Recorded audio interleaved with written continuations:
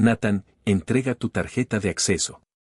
Catalyst Capital posee el 55% de las acciones con derecho a voto y tu 15% de participación se liquidará a valor cero según la cláusula de reestructuración. Julian Mercer sonrió con desdén al otro lado de la mesa de caoba de la sala de juntas en el piso 20. Me tendió un sobre blanco impecable, con su traje de diseñador sin arrugas y los ojos brillando con un triunfo codicioso. Miré las elegantes paredes de cristal de la torre corporativa que había ayudado a construir durante 15 agotadores años. Tomé el bolígrafo plateado, firmé el recibo sin una sola palabra de protesta y devolví mi tarjeta de acceso. 8 horas después, su acuerdo de adquisición de $480 millones se esfumó en el aire. Mi nombre es Nathan Cross.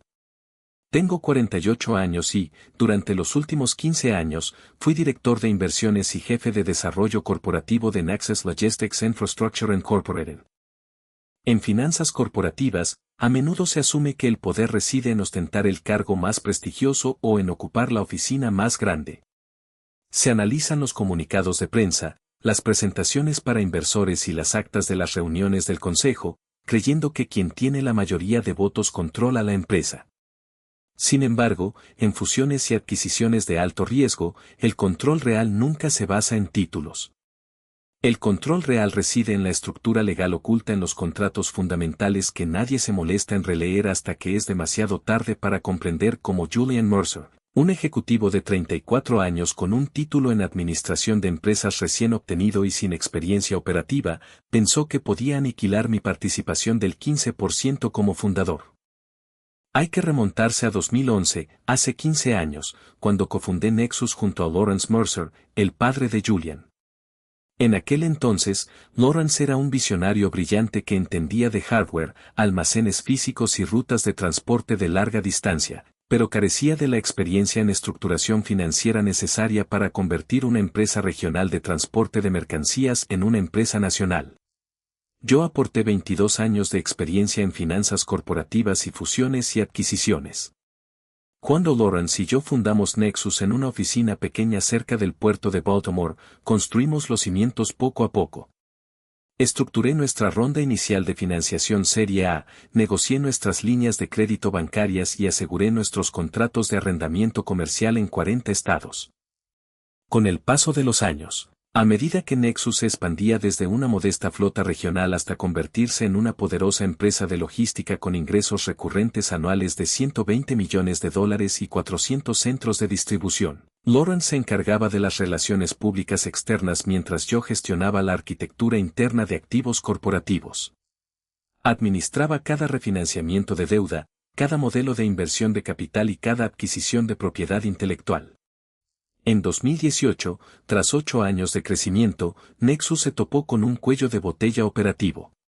Nuestra flota física era enorme, pero la eficiencia de nuestras rutas de carga se veía afectada por la congestión regional. Fue entonces cuando descubrí personalmente una pequeña empresa de desarrollo de software en Dallas, Texas, que había creado un extraordinario algoritmo de despacho automatizado llamado Vector Routing.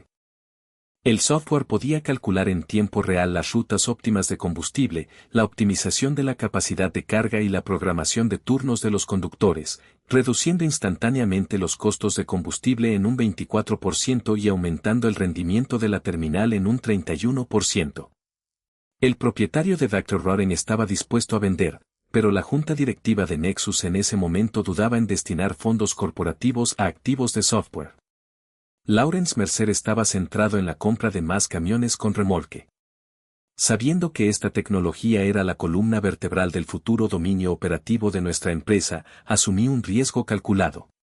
Invertí personalmente $3,5 millones de mi propio capital privado para adquirir el código fuente del software subyacente, las patentes y la arquitectura técnica a través de una entidad holding independiente que creé, Cross Capital Holdings LLC, que operaba a través de Nexus AP Holdings LLC. Cuando le cedí la licencia de la tecnología Vector Routing a Naxos Logistics Infrastructure en 2018, redacté personalmente el contrato maestro de licencia de propiedad intelectual. No fui codicioso. Le cobré a Nexus una tarifa nominal de licencia operativa de tan solo $1 al año para que la empresa pudiera maximizar sus márgenes de beneficio y reinvertir capital en la expansión física.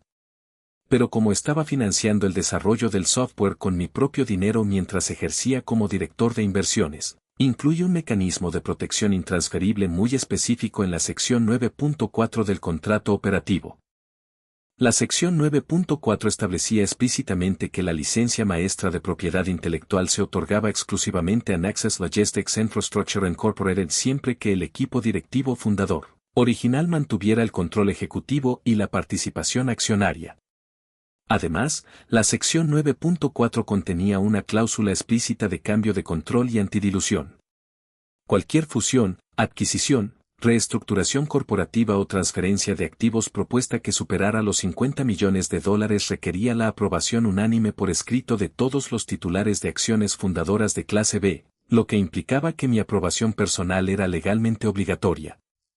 Si alguna entidad intentaba ejecutar una adquisición corporativa forzosa o cancelar por la fuerza las acciones fundadoras de clase B sin el consentimiento unánime previo, la licencia maestra de propiedad intelectual se rescindiría automáticamente a medianoche de la fecha de incumplimiento y todos los algoritmos de software propietario, repositorios de código fuente y derechos de patente revertirían inmediatamente a Cross Capital Holdings LLC. Durante años, Lawrence Mercer respetó nuestra colaboración.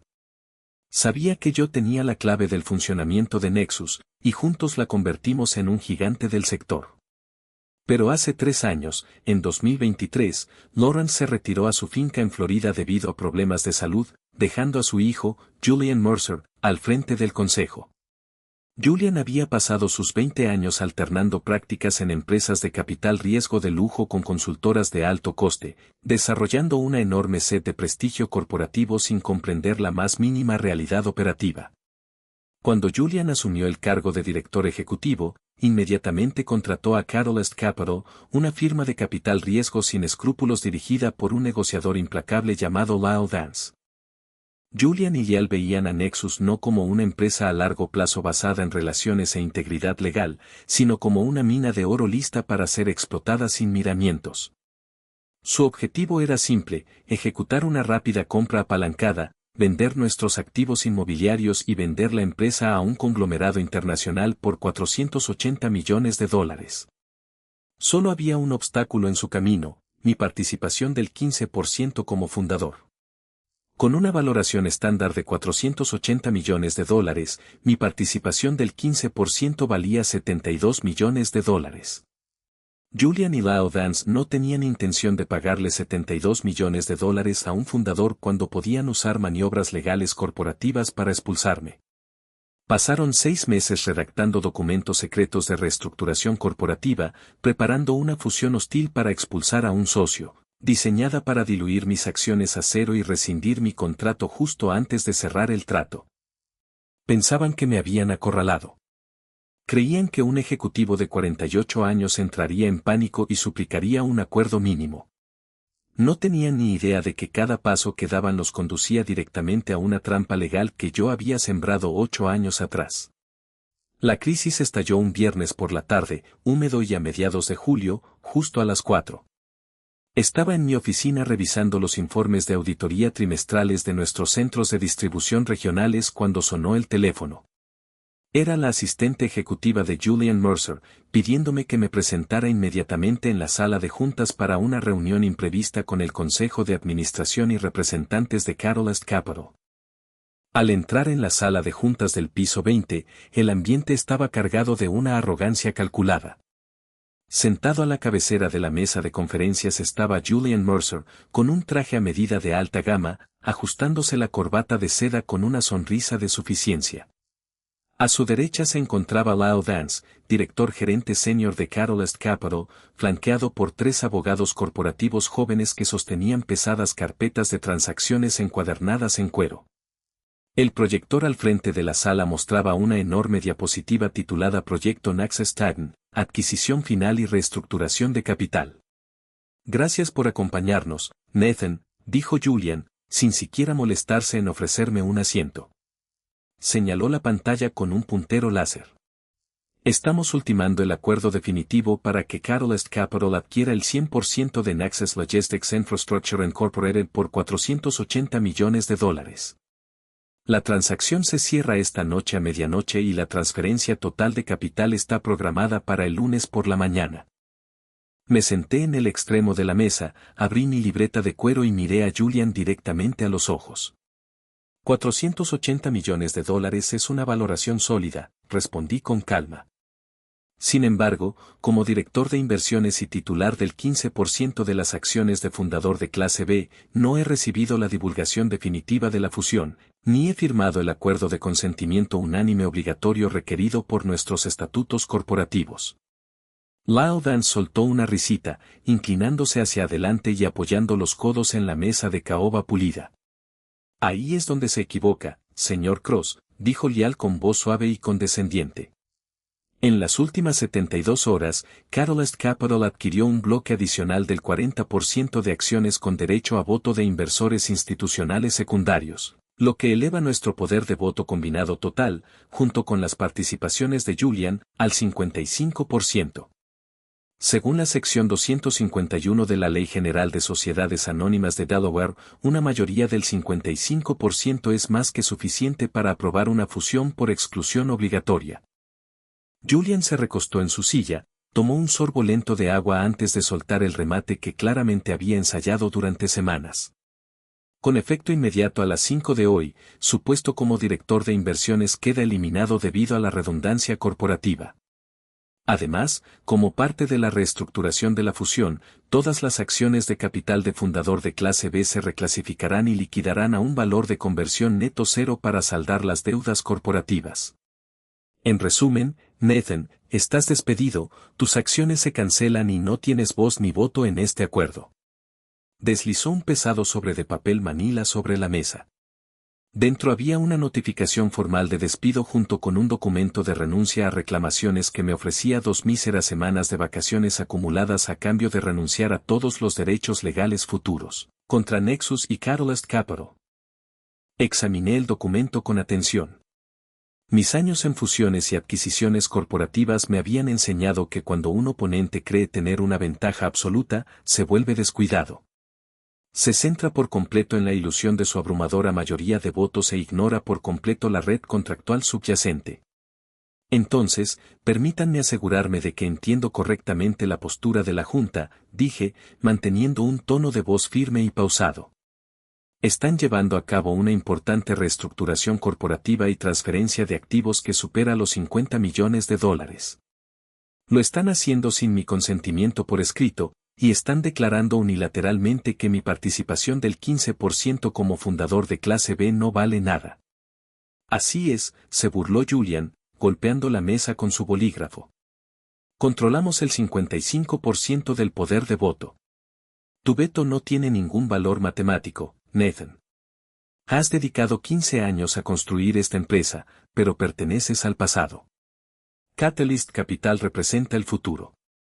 No necesitamos un fundador anticuado que supervise nuestro balance cuando tenemos una oferta de compra de $480 millones sobre la mesa. Tienes 10 minutos para recoger tus pertenencias de la oficina. Seguridad te acompañará fuera del edificio. Lial Vance sonrió y me entregó un bolígrafo plateado. Firma el acuse de recibo de despido, Nathan. Hazlo fácil para ti. Has tenido una buena racha. En lugar de discutir, alzar la voz o amenazar con demandar, metí la mano en el bolsillo, saqué mi propio bolígrafo y firmé con calma la parte inferior del recibo de despido. Pero antes de deslizarlo de vuelta sobre la mesa, miré directamente a Julian Mercer.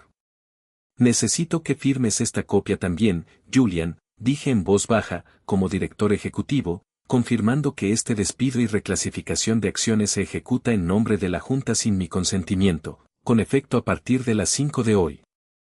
Julian rió con condescendencia, tomó el bolígrafo y garabateó su firma florida en la página. Si te hace sentir que has cerrado el capítulo, Nathan, firmaré lo que quieras. Eso no cambia el hecho de que para la medianoche de hoy, Catalyst Capital es dueño de toda esta empresa y tú te vas sin nada. Entendido, dije. Tomé el ejemplar original firmado, lo doblé cuidadosamente y lo guardé en el bolsillo interior de mi traje. Desenganché mi tarjeta de acceso de latón y mi credencial corporativa de la solapa, las coloqué con cuidado sobre la mesa, tomé mi maletín de cuero y me puse de pie. Mientras caminaba hacia la puerta de la sala de juntas, Julian me gritó desde atrás, su voz resonando en las paredes de cristal: no te molestes en llamar a tu equipo legal el lunes por la mañana, Nathan. Catalyst Capital tiene un presupuesto de $10 millones para litigios. No puedes luchar contra un control de voto del 55%. Me giré en la puerta, le hice un cortés gesto de cabeza a Julian y le respondí: que tengas un buen fin de semana, Julian. Mucha suerte con el cierre de esta noche. A las 4:45 de la tarde, salí de la sede central de Naxos Logistics Infrastructure. El guardia de seguridad del vestíbulo me miró con extrañeza cuando le entregué mi pase de estacionamiento, pero simplemente sonreí y salí a la cálida tarde de verano. Entré a mi sedán, arranqué el motor y levanté la vista hacia las ventanas del piso 20. Julian Mercer y Lyle Dance estaban abriendo una botella de champán en la sala de conferencias. Creían haber dado el golpe de efecto definitivo. No tenían ni idea de que, en menos de 7 horas, el corazón operativo de su imperio de $480 millones iba a dejar de funcionar. Llegué a mi casa en los tranquilos suburbios de Annapolis a las 5:45 de la tarde. La casa estaba en calma y en silencio. Me quité la chaqueta del traje, la colgué en el armario y entré a mi estudio privado.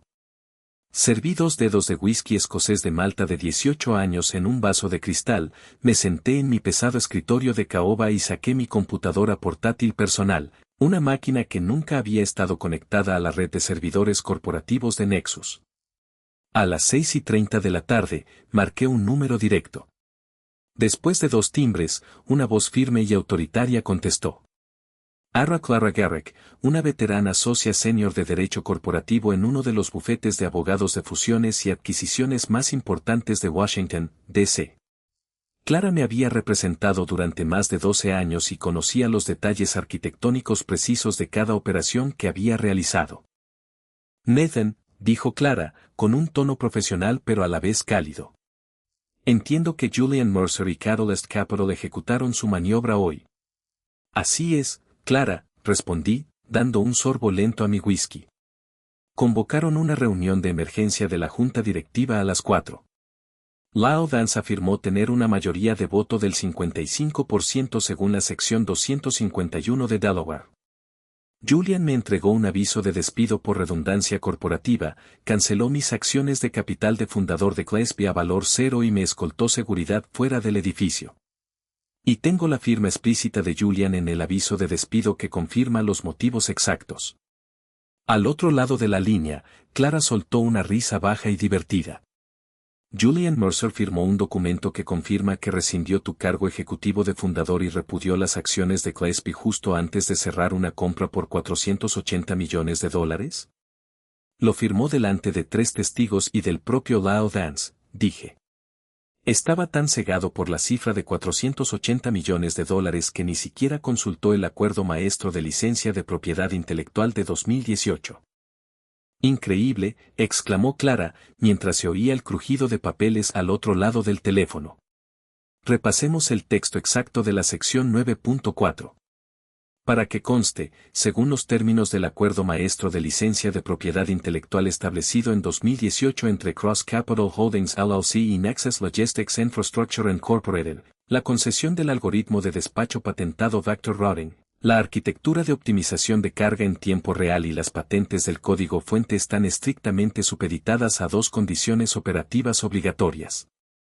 Primero, la preservación íntegra de la participación accionaria de los fundadores de clase B. Segundo, el consentimiento unánime por escrito para cualquier cambio de control que supere los $50 millones. Correcto, confirmé. La sección 9.4, párrafo C, establece explícitamente que cualquier intento de rescate forzoso de la participación accionaria de clase B o de destitución de ejecutivos sin consentimiento unánime previo constituye un incumplimiento material inmediato e irreparable. En caso de producirse dicho incumplimiento, la licencia otorgada a Naxos Logistics se rescinde automáticamente a medianoche de la fecha del incumplimiento y todos los derechos de propiedad intelectual, código fuente, acceso al alojamiento y patentes revierten inmediatamente a Cross Capital Holdings LLC. Y según el título 17 del Código de los Estados Unidos, sección 106, añadió Clara con naturalidad. El uso continuado no autorizado de código fuente protegido por derechos de autor y algoritmos patentados tras la revocación de la licencia constituye una infracción intencionada de la propiedad intelectual, sujeta a daños y perjuicios legales, medidas cautelares federales inmediatas y responsabilidad civil de los directivos de la empresa. Exactamente, dije. ¿Cuál es el estado de nuestras notificaciones de depósito en garantía? Todo está preparado, respondió Clara. Tenemos redactados el aviso formal de incumplimiento, el certificado de revocación de propiedad intelectual y la solicitud de medida cautelar federal de emergencia. En el momento en que usted ejecute la revocación digital, mi firma enviará simultáneamente una notificación legal formal al agente fiduciario principal de la transacción de Catalyst Capital en JP Morgan Chase, a la oficina de presentación de documentos de la SEC en Edgar y a la junta directiva de Nexus. Gracias, Clara. En espera. Colgué el teléfono y miré el reloj en la pantalla de mi computadora. Eran las 11:45 de la noche. En Nueva York, los equipos legales de Catalyst Capital y Julian Mercer probablemente estaban sentados en un rascacielos, rodeados de cajas de comida para llevar y tazas de café vacías, preparándose para iniciar la transferencia bancaria de $480 millones para completar la adquisición a medianoche. Creían que al adquirir el 55% de las acciones ordinarias con derecho a voto, eran dueños de Nexus por completo. Pero lo que no comprendieron fue que Naxos Logistics Infrastructure no era realmente dueño del software de enrutamiento que hacía funcionar sus 400 centros de distribución. Nexus era simplemente un licenciatario. Según Dr. Rodden, Nexus no era más que 400 almacenes de concreto vacíos y miles de camiones inactivos estacionados en aparcamientos. A las 11:58 de la noche, abrí el portal cifrado de Cross Capital Holdings LLC. Inserté mi token de seguridad de hardware de autenticación de 2 factores en el puerto USB. La pantalla se iluminó con un indicador de línea de comandos carmesí. Ingresé mis credenciales de administrador y navegué hasta el control de cumplimiento de licencia de la sección 9.4. El monitor de estado mostraba 400 conexiones de nodos activas en 40 estados, procesando más de 180,000 despachos de carga en tiempo real por hora. Exactamente a las 11:59:50 p.m., puse el dedo sobre la tecla Enter. A medianoche del 19 de julio, el reloj del sistema marcó las 12 de la noche. Pulsé Enter. Un mensaje claro y contundente apareció en la pantalla: mandato ejecutivo, se confirma la infracción de la sección 9.4. Se ha cancelado la licencia de IP maestra. Se han revocado todos los certificados SSL. El alojamiento del código fuente ha vuelto a Cross Capital Holdings LLC. En todo el país, en 400 terminales de carga, el corazón digital de Naxos Logistics Infrastructure se apagó. La conexión con el servidor se cortó al instante. Las pantallas de despacho automatizado se congelaron. Los módulos de seguimiento de flotas GPS se desconectaron. Cerré mi portátil, puse mi vaso de whisky vacío en el fregadero y apagué la luz del estudio. Luego puse mi teléfono móvil en silencio, lo dejé boca abajo en mi mesita de noche y me fui a dormir. Me desperté a las 7 de la mañana del sábado, disfruté de un desayuno tranquilo y pasé la mañana trabajando en mi jardín. Cuando finalmente revisé mi teléfono personal al mediodía, la pantalla estaba prácticamente brillante de notificaciones. Había 84 llamadas perdidas, 36 mensajes de texto frenéticos y docenas de correos electrónicos urgentes de Julian Mercer, Lyle Vance y varios vicepresidentes senior de Nexus.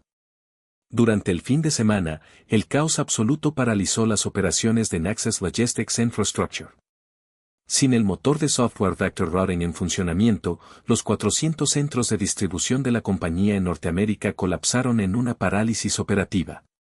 En 40 estados, más de 12.000 camiones de larga distancia quedaron atascados en las puertas de las terminales, sin poder recibir manifiestos de carga automatizados ni certificados de verificación de ruta. Los gerentes de las terminales tuvieron que recurrir al registro en papel, lo que provocó enormes atascos de tráfico de 96 kilómetros, 60 millas, fuera de los principales centros de carga en Chicago, Atlanta y Dallas. Peor aún, más de $40 millones en carga refrigerada sensible a la temperatura quedaron varados en los arcenes de las autopistas sin actualizaciones de telemetría climática en tiempo real. Para el domingo por la noche, los medios de comunicación nacionales especializados en logística informaban sobre una falla masiva e inexplicable del sistema de Nexus. Importantes clientes corporativos, incluidos gigantes minoristas que dependían de Nexus para la entrega de inventario justo a tiempo, emitían notificaciones formales de incumplimiento y amenazaban con penalizaciones multimillonarias por la cancelación de contratos. Mientras tanto, en Nueva York, el marco legal del acuerdo de Catalyst Capital se desmoronó por completo a las 8 de la mañana del lunes cuando la mesa de depósito en garantía de transacciones de JP Morgan Chase recibió la presentación oficial de Clara Garrick, junto con el certificado de revocación de la Oficina de Derechos de Autor de Estados Unidos y el recibo de rescisión firmado por Julian Mercer. Inmediatamente congelaron el fondo de depósito en garantía de adquisición de $480 millones. Según los términos del acuerdo de adquisición de capital privado, Catalyst Capital había condicionado su pago en efectivo a la obtención de la titularidad libre de cargas de toda la propiedad intelectual operativa. El equipo legal de Lyle Vance se dio cuenta en cuestión de minutos de que Julian Mercer había mentido en los certificados de divulgación de la transacción. Julian había garantizado que Nexus era propietaria de todo el software operativo principal, ocultando por completo la existencia de la sección 9.4 y la estructura de propiedad independiente de Cross Capital Holdings LLC. Según la legislación federal sobre valores corporativos, Julian había cometido fraude sustancial e incumplimiento del deber fiduciario, exponiéndose a sí mismo y al Consejo de Administración a una enorme responsabilidad penal y civil. A las 8:45 de la mañana del lunes, una elegante camioneta SUV negra de lujo se detuvo en la entrada de mi casa en Annapolis. Estaba sentado en el porche tomando café recién hecho junto a Clara Garrick cuando se abrieron las puertas de la camioneta. De ella salieron Julian Mercer y Lyle Vance. El contraste entre la tarde del viernes y la mañana del lunes era asombroso. El traje de diseñador de Julian estaba arrugado, su cabello despeinado, su rostro pálido y demacrado por 2 noches sin dormir. Lyle Vance parecía igualmente afectado, sosteniendo un grueso maletín de cuero con manos que temblaban visiblemente. Julian corrió por el camino de ladrillos hacia mi porche, deteniéndose al pie de las escaleras, respirando con dificultad. Nathan, ¿qué demonios hiciste?, gritó Julian, con la voz quebrada por la desesperación. Los servidores están completamente caídos. Nuestra red de despacho está inactiva. 400 terminales están bloqueadas. El banco de Catalyst congeló la transferencia de $480 millones. ¿Qué le hiciste al sistema? Dejé lentamente mi taza de café en la mesita auxiliar, miré a Julian con una expresión tranquila e imperturbable y respondí, no le hice nada a tu sistema, Julian. Simplemente seguí los términos exactos de los contratos que firmaste. Lyle Vance dio un paso al frente, tratando de proyectar autoridad ejecutiva, aunque su voz carecía de convicción. Señor Cross, esto es sabotaje ilegal. Usted deshabilitó deliberadamente activos corporativos de propiedad exclusiva durante una transacción corporativa activa. Si no restablece el acceso al servidor en el plazo de 1 hora, Catalyst Capital presentará una demanda federal de emergencia por interferencia ilícita e incumplimiento del deber fiduciario. Clara Garrick se levantó de su silla, sacó una carpeta legal encuadernada en azul de su maletín y la dejó en la barandilla del porche. Señor Vance, le sugiero que respire hondo y lea el documento presentado ante el Tribunal de Cancillería de Delaware a las 7 de esta mañana, dijo Clara con un tono frío y preciso. Según la sección 9.4 del Acuerdo Maestro de Licencia de Propiedad Intelectual de 2018, autorizado por el padre de Julian Mercer y ratificado personalmente por Julian, el software Vector Routing nunca fue propiedad corporativa de Nexus. Es propiedad exclusiva de Cross Capital Holdings LLC, una entidad independiente propiedad al 100% de Nathan Cross. Lyle Vance se quedó paralizado, boquiabierto, mirando fijamente a Clara. ¿Qué? Además, continuó Clara, dirigiendo su mirada penetrante directamente a Julian. La sección 9.4 establece explícitamente que cualquier intento unilateral de diluir la participación accionaria de los fundadores de clase B o de rescindir el cargo ejecutivo del señor Cross sin él, consentimiento unánime por escrito constituye un incumplimiento inmediato e irreparable que conlleva la revocación automática de la licencia. Cuando Julian firmó el aviso de rescisión del señor Cross el viernes a las 5 de la tarde, activó personalmente la cláusula de rescisión automática. Julian pareció como si le hubiera caído un rayo. Se volvió hacia Lyle Vance, con los ojos muy abiertos por el horror. Lyle, me dijiste que podíamos expulsarlo amparándonos en la sección 251 de Delaware. Dijiste que el 55% del poder de voto lo invalidaba todo. La sección 251 de Delaware rige las fusiones de acciones corporativas, Julian, no las licencias de propiedad intelectual de terceros, replicó Clara con brusquedad. Debido a que usted no realizó la debida diligencia legal básica, firmó documentos de transacción con Catalyst Capital que garantizaban la titularidad plena de activos que Nexus no poseía. Conforme al título 8 del Código de Delaware, sección 144, y al título 17 del Código de los Estados Unidos, sección 106, Julian Mercer es personalmente responsable de fraude material, tergiversación e infracción intencional de derechos de autor.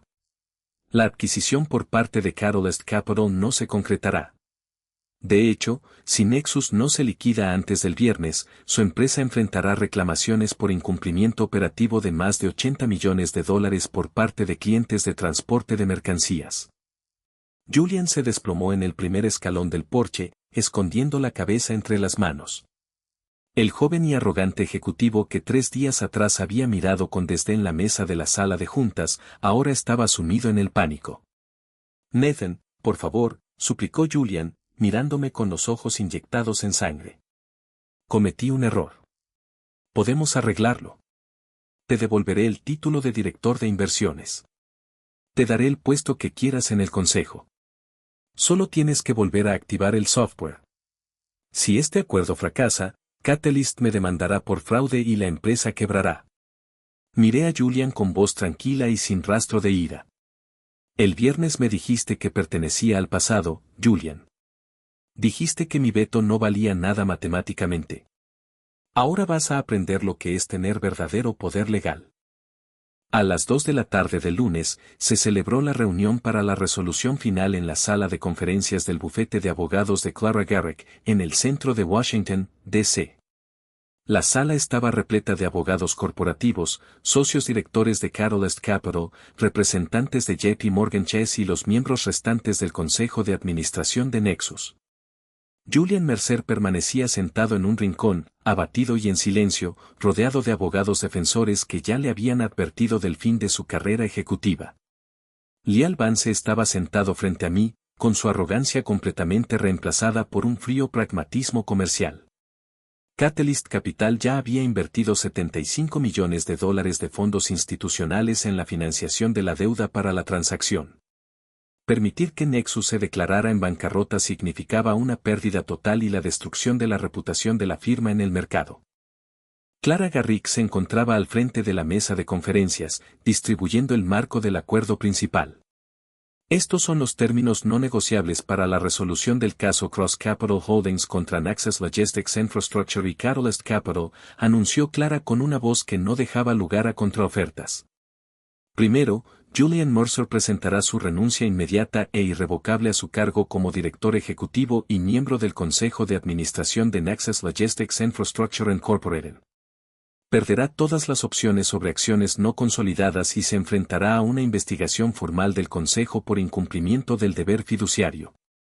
Julian ni siquiera levantó la cabeza. Tomó un bolígrafo en silencio y firmó el documento de renuncia. Segundo, continuó Clara, Catalyst Capital adquirirá directamente la cartera de propiedad intelectual principal de Vector Routing de Cross Capital Holdings LLC. De conformidad con la cláusula 12C del Acuerdo Operativo de 2018 que rige el incumplimiento intencional de la licencia, el precio de compra se fija en 3 veces el valor justo de mercado. lo que asciende a $18 millones en efectivo inmediato. Lyle Vance tragó saliva con dificultad, mirando a su abogado principal. Este asintió levemente. Pagar $18 millones por la propiedad intelectual era doloroso, pero era la única manera de evitar la liquidación total de su activo adquirido, valorado en $480 millones. Lyle firmó la autorización de transferencia de efectivo. Tercero, concluyó Clara, a cambio de otorgar una licencia operativa perpetua y no exclusiva a la entidad reestructurada, Naxos Global Logistics Corporation. Nathan Cross recibirá el 25% de las acciones preferentes con derecho a voto de la empresa matriz, junto con su nombramiento inmediato como presidente del Consejo de Administración con poder de veto absoluto sobre todas las futuras emisiones de deuda, enajenaciones de activos y reestructuraciones corporativas. Lyle Vance me miró al otro lado de la mesa, firmó la última página del acuerdo marco y deslizó el archivo. Jugó usted una partida perfecta de finanzas corporativas, señor Cross. Nos tenía atrapados incluso antes de sentarnos a la mesa el viernes. En finanzas corporativas, señor Vance, respondí en voz baja, nunca se debe intentar excluir a la persona que sentó las bases. Los números en una hoja de cálculo solo importan si el activo subyacente le pertenece realmente. A las 16:30, recibí la confirmación de la transferencia bancaria en mi tableta segura, transacción confirmada, $18 millones depositados en Cross Capital Holdings. Abrí mi portátil, accedí al portal de administración de Dr. Roden e introduje la clave maestra de recuperación. A las 17, la red digital de las 400 terminales logísticas volvió a funcionar. Los indicadores del servidor pasaron de un rojo carmesí intermitente a un verde fijo. Los algoritmos de despacho automatizado reanudaron el cálculo de las rutas de transporte óptimas en 40 estados. 12:00, camiones volvieron a circular, transportando la carga sin problemas a sus destinos. En las semanas siguientes, el panorama empresarial se adaptó a su nueva realidad. Julian Mercer fue destituido formalmente de todos los consejos de administración del sector y se enfrentó a demandas civiles personales de accionistas minoritarios por tergiversación durante el intento de fusión. Su reputación empresarial quedó completamente arruinada y se retiró por completo del mundo de los negocios. En cuanto a Naxos Global Logistics Corporation, la empresa entró en su época más rentable.